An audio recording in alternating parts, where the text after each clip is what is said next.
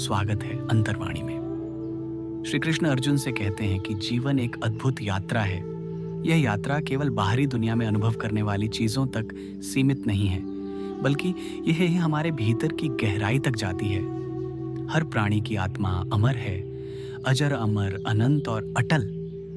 यह शरीर चाहे कितना भी बदल जाए या समय के साथ क्षय हो जाए, आत्मा कभी मरती नहीं। यही गहरा सत्य है जिसे समझकर मनुष्य अपने जीवन में स्थिरता और शक्ति प्राप्त कर सकता है। कृष्ण बताते हैं कि संसार का मूल वृक्ष एक अद्भुत उल्टा वृक्ष है। इसकी जड़ें ऊपर हैं और शाखाएं नीचे फैली हैं। यह उल्टा वृक्ष केवल एक प्रतीक नहीं है, बल्कि यह हमारे जीवन की वास्तविकता को दर्शाता है। जब हम बाहरी दुनिया की शाखाओं और पत्तियों पर ध्यान देते हैं, धन, सुख, सम्मान, प्रतिष्ठा, तो हम भूल जाते हैं कि असली जड़ें आत्मा और परमात्मा में हैं। जो व्यक्ति इसे समझता है वह जीवन के भ्रमों और मोह माया से ऊपर उठ सकता है। उसे यह ज्ञान होता है कि असली शक्ति हमारे भीतर है और बाहर की चीजों में नहीं। कृष्ण अर्जुन को समझाते हैं कि सच्चा विद्वान वही है जो अपने मन और बुद्धि को नियंत्रित कर सकता है। हमारे विचार, इच्छाएं और कर्म ही हमारे जीवन की दिशा तय करते हैं। यदि हम इन्हें समझदारी और संयम के साथ नियंत्रित करें तो हम अपने जीवन में स्थिरता और शांति पा सकते हैं। लेकिन यदि हम अपने मन और इच्छाओं के पीछे भटकते रहें तो संसार का भ्रम हमें हमेशा पकड़ता रहेगा। कृष्ण आगे बताते हैं कि जीवन केवल कर्मों और इच्छाओं का खेल नहीं है। प्रत्येक कर्म का परिणाम हमारे जीवन और हमारे आसपास की दुनिया पर पड़ता है। इसलिए निष्काम कर्म यानी बिना किसी फल की इच्छा के कर्म करना अत्यंत महत्वपूर्ण है। जब हम अपने कर्मों को निष्काम भाव से करते हैं तो न तो सफलता का मोह होता है और न असफलता का डर। इसी प्रकार हम अपने जीवन में स्थिरता और संतुलन पा सकते हैं। कृष्ण अर्जुन से कहते हैं कि आत्मा और परमात्मा का अनुभव केवल बुद्धि से नहीं बल्कि अनुभव से आता है। हमें अपने भीतर की स्थिरता, अपने आत्मा की पहचान और परमात्मा के साथ संबंध को समझना होगा। जब हम यह अनुभव कर लेते हैं तब संसार के भ्रम, मोह और माया हमारे जीवन पर हावी नहीं हो सकते। यह अनुभव जीवन को सरल, शांत और आनंदमय बनाता है। कृष्ण आगे बताते हैं कि मृत्यु केवल शरीर का अंत है, आत्मा कभी नहीं मरती। यह विचार जीवन में डर, चिंता और भय को कम करता है।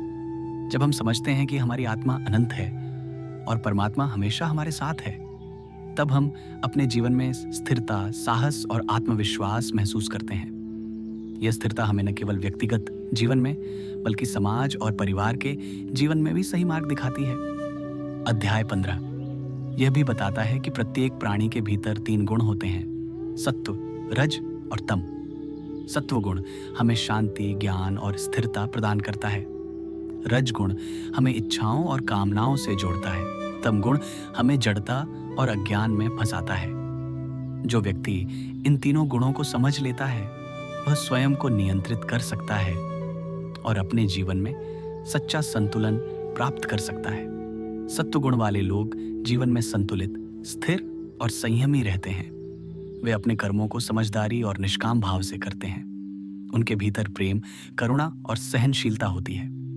रजगुण वाले लोग हमेशा इच्छाओं, महत्वाकांक्षाओं और कामनाओं के पीछे भागते रहते हैं। उन्हें स्थिरता और संतुलन नहीं मिलता। तम गुण वाले लोग जड़ता, आलस्य और अज्ञान में फंसते हैं। इस प्रकार 3 गुणों की समझ हमारे जीवन की दिशा तय करती है। कृष्ण आगे अर्जुन को यह समझाते हैं कि जो व्यक्ति अपने मन और बुद्धि को संयमित करता है वह संसार में स्थिर रह सकता है। वह अपने कर्मों को निष्काम भाव से करता है और अपने भीतर की आत्मा और परमात्मा से जुड़ा रहता है। यह स्थिरता ही उसे संसार के भ्रम, मोह और माया से ऊपर उठाती है। कृष्ण यह भी बताते हैं कि आत्मा का अनुभव और मोक्ष केवल सिद्धांत नहीं है, यह हर व्यक्ति के जीवन में व्यावहारिक रूप से लागू होता है।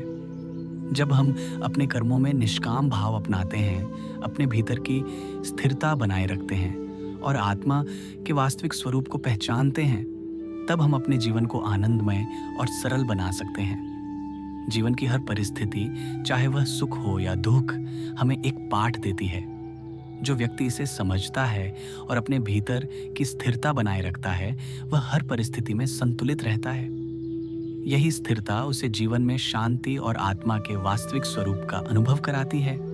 कृष्ण अर्जुन को बताते हैं कि यह ज्ञान केवल पढ़ने या सुनने से नहीं आता, इसे अनुभव करना आवश्यक है।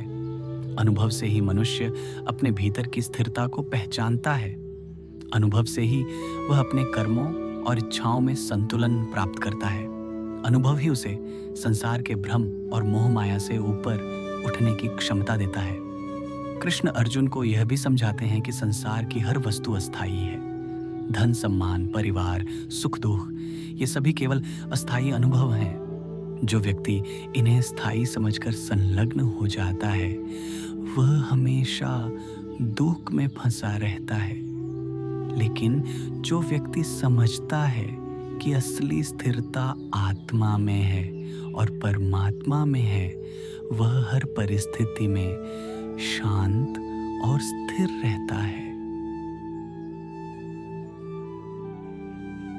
अध्याय 15 हमें यह भी सिखाता है कि संसार का अनुभव करते समय व्यक्ति को यह ध्यान रखना चाहिए कि सब कुछ परिवर्तनशील है, केवल आत्मा और परमात्मा स्थिर हैं।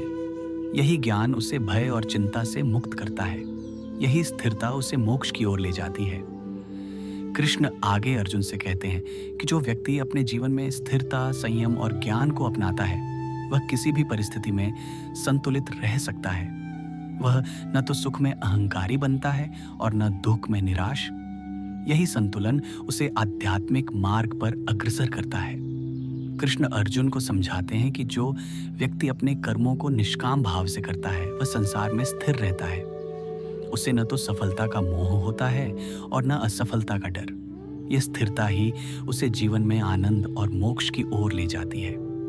कृष्ण आगे विस्तार से यह बताते हैं कि आत्मा का ज्ञान, 3 गुणों का ज्ञान, निष्काम कर्म और स्थिरता का ज्ञान, ये सभी मिलकर अध्याय 15 का सार बनाते हैं। यह हमें यह सिखाता है कि जीवन केवल कर्म और इच्छाओं का खेल नहीं है, बल्कि यह एक गहन आध्यात्मिक यात्रा है। जब हम इसे समझते हैं और अपने जीवन में अपनाते हैं, तब हमारा जीवन सरल, शांत और आनंदमय बन जाता है। श्री कृष्ण अर्जुन से कहते हैं कि प्रत्येक मनुष्य को अपने जीवन में यह समझना आवश्यक है कि आत्मा अमर है। परमात्मा से जुड़ना जरूरी है। अपने कर्मों को निष्काम भाव से करना चाहिए।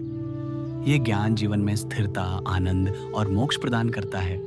यही हमें यह समझ आता है कि अपने भीतर की आत्मा और परमात्मा से जुड़कर ही हम संसार के चक्र से ऊपर उठ सकते हैं।